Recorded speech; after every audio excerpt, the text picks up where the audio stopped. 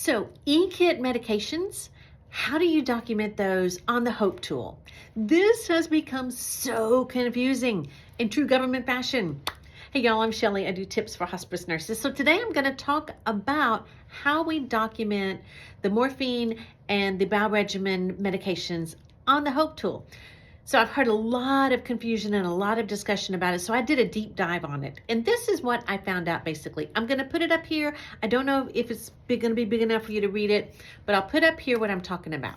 So what CMS says is if you give instruction, so let's say we're talking about the morphine that's in the e-kit. If you give instruction to the caregiver on how to give the medication, how and when to give that exact medication and what for. So in other words, if you say, here's how much of the medication you give, and you show them on the dropper if your patient has an increased shortness of breath, that is considered initiated.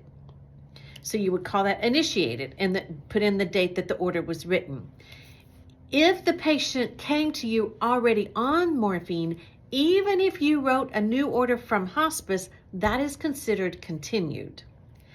Now, if you're just putting the e-kit in the refrigerator and not giving really any instruction, you're just saying, hey, these are some emergency meds, we're going to put them in here. If and when you need them, we will give you instruction at that time. CMS says to put that as a no. That's not an initiated or a continued. It's just a at the ready kind of thing. So if you're given instruction on how to give it, very detailed instruction, that is considered initiated. If you are continuing an order that came to you from another place, even if you're writing an order, but it's a continuation, that's considered continued.